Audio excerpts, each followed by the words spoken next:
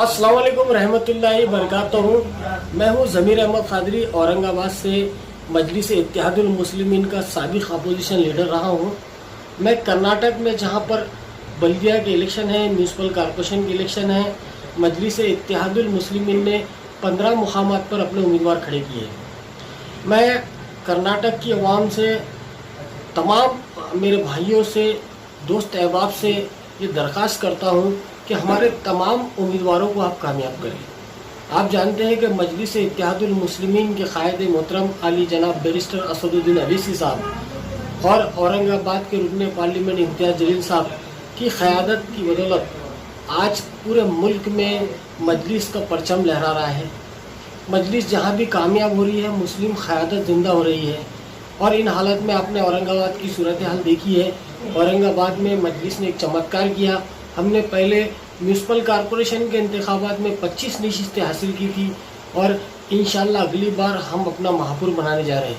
5 वर्षों तक हमारा अपोजिशन लीडर था और इस मरतबा कोविड की वजह से इलेक्शन थोड़ा आगे बढ़ा दिया गया है औरंगाबाद का।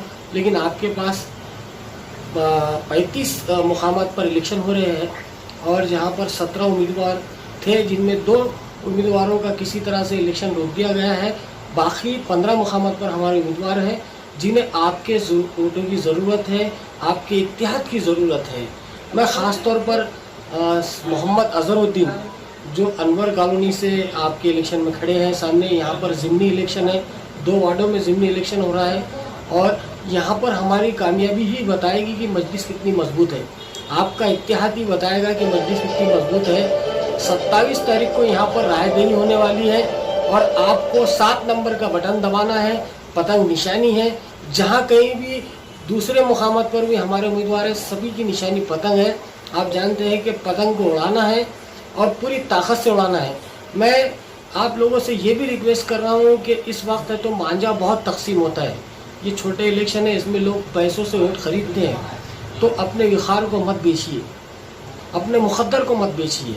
हम अपने इत्तेहाद को मजबूत करें, उनका मांझा ज़रूर लीजिए और पतंग हमारी उड़ाइए, मजलिस को जिताइए। आप ही की जीत, आप ही का इत्तेहाद है और इंशाल्लाह मुझे पूरा यकीन है कि कर्नाटक में मजलिस अपना परचम लहराएगी। खुदा हाफिज़। और एक बात आपको ये भी बता दूं कि बहुत से लोग मजलिस को बीजेपी का साथी बताते हैं। दरअसल उन्हें खौफ है कि मजलिस कामयाब हो जाएंगी। इसकी मिसाल हमने मोदी के गुजरात में दी, अमित शाह के गुजरात में दी। हमने वहाँ एक बड़ी कामयाबी हासिल की। जहाँ बीजेपी है उसका मुकाबला सिर्फ मजलिस कर सकती है। कर्नाटक में भी येदियुरप्पा की हुकूमत है, बीजेपी की हुकूमत है और यहाँ पर आपका इत्तेहाद उसे बहुत तकलीफ देगा। इसलिए मेरी आपसे दरख्वास्त है कि अपने इत्तेहाद को मजबूत करें और मजलिस इत्तेहादुल मुस्लिमीन को भारी अक्सरियत से वोट दें। मोहम्मद अज़हर की कामयाबी दरअसल हमारी जीत नहीं, आपके इत्तेहाद की जीत है। पूरे अगर कर्नाटक में हम मजलिस को मजबूत करना चाहते हैं तो छोटी जगह से ही हम मजबूत कर सकते हैं। ये ज़िमनी इलेक्शन ही हमें जीत दिला सकती है और इसके बाद इंशाल्लाह हम यहाँ से आमदार चुन के लाएंगे। अल्लाह हाफिज़। रहमतुल्लाहि बरकातहू। मेरे अजीज़ भाइयों, बहनों और बुज़ुर्गों, आप सभी को रमज़ान का मुबारक महीना मुबारक हो। उम्मीद करती हूँ कि कोरोना वायरस की इस वबा में आप सब खैरियत से होंगे और जो लोग अस्पताल में बीमार पड़े हैं, जो लोग गवर्नमेंट की नाकामियों की वजह से परेशान और बदहाल है, उन सभी के लिए मैं दुआ करती हूँ कि अल्लाह ताला उन्हें सेहत अता फरमाए और उनको शिफा दे। आमीन। और जल्द से जल्द इस दुनिया से, हमारे मुल्क से ये हालात जल्द से जल्द ख़त्म होकर अच्छे दिन आए। मेरे प्यारे भाइयों और बहनों, आज आपके सामने मुखातिब होने का मेरा मकसद है कि कर्नाटक में जो बीदर ज़िला है, वहाँ पर मजलिस इत्तेहादुल मुस्लिमीन के 17 नुमाइंदे खड़े हैं। टोटल 35 सीटें वहाँ पर है लोकल बॉडीज़ के इलेक्शन में। उसमें से 17 कैंडिडेट मजलिस इत्तेहादुल मुस्लिमीन के खड़े हैं, जिसमें से 2 जगह पर किसी वजह से चुनाव हो नहीं पाने वाले हैं, लेकिन 15 सीटों पर चुनाव होने जा रहा है। दिन से मुझे एक बात याद आई कि कर्नाटक में बीजेपी की सरकार है और मजलिस इत्तेहादुल मुस्लिमीन लोकल बॉडीज़ के चुनाव में वहाँ पर चुनाव जीतने का प्रयास कर रही है। लेकिन हमारी लड़ाई मजलिस इत्तेहादुल मुस्लिमीन की लड़ाई और तमाम मुसलमानों की मुल्क में लड़ाई अगर किसी से होंगी तो वो सिर्फ बीजेपी से नहीं तो सो कॉल्ड सेक्युलर पार्टियों से भी है, क्योंकि जो अपने आप को सेक्युलर और मुसलमानों का रहनुमा बताने की कोशिश करते हैं।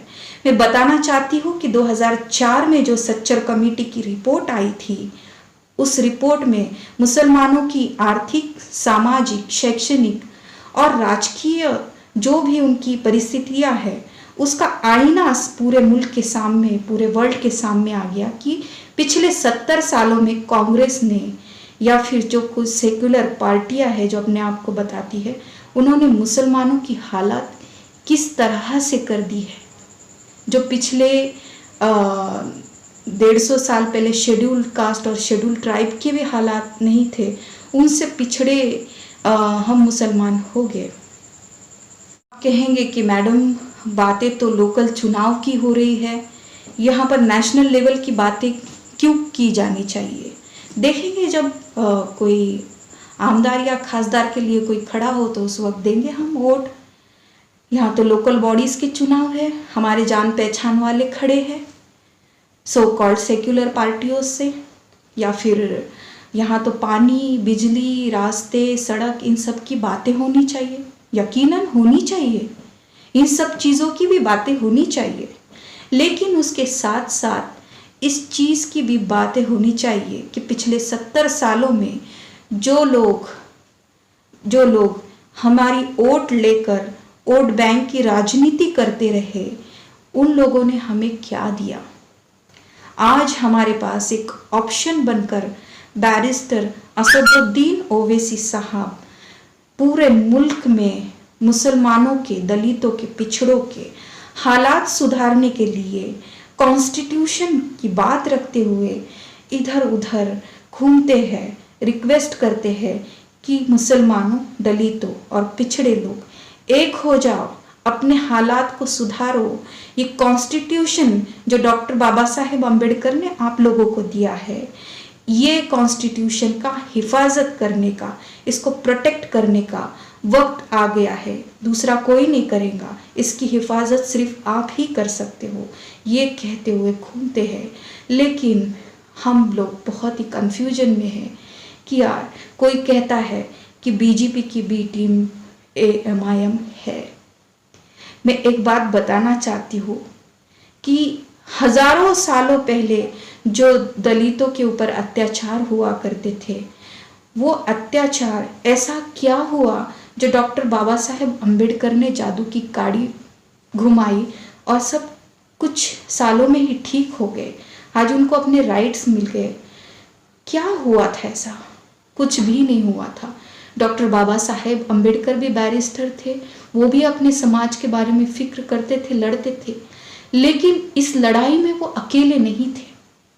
इस लड़ाई में उनके साथ पूरा उनका समाज पूरे मजबूती से खड़ा था, उनके ऊपर उनका विश्वास था और साथ ही साथ मुसलमानों का साथ भी उनके साथ उतना ही था, जिस वजह से वो उस मुकाम तक पहुँचे।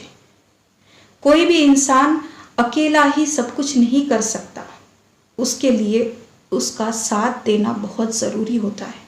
और आज वही काम बैरिस्टर असदुद्दीन ओवैसी साहब और तमाम वो लोग करना चाहते हैं जो मजलिस के सच्चे सिपाही हैं। बस ज़रूरत है तो आपके साथ की। बात लोकल बॉडीज़ के या नगर निगम के चुनाव की नहीं हो रही है, बात हो रही है कि हमें मजलिस की जड़ों को मजबूत करना है ग्राउंड लेवल से। क्योंकि जब पेड़ की जड़ें ही मजबूत ना हो तो वो पेड़ कैसे खड़ा हो पाएगा। इसलिए मैं आप सभी से गुजारिश करती हूँ, स्पेशली उन औरतों से गुजारिश करती हूँ कि हमारे मुस्तकबिल को अगर हमें ज़िंदा रखना है, हमें एक ज़िंदा कौम रहना है, हमें हमारे अगर राइट्स चाहिए तो हमें मजलिस इत्तेहादुल मुस्लिमीन को बेझिझक वोट देकर जिताना है, उनकी जड़ों को मजबूत करना है। आने वाले चुनाव में मैं आप सभी से अपील करती हूँ कि कर्नाटक के बीदर डिस्ट्रिक्ट में जो नगर पालिका के चुनाव होने जा रहे हैं, नगर परिषद, आप प्लीज़ इन सब को ज़्यादा से ज़्यादा संख्या में वोट देकर जिताइए और मजलिस की नुमाइंदगी को मजबूत कीजिए। अल्लाह हाफिज़।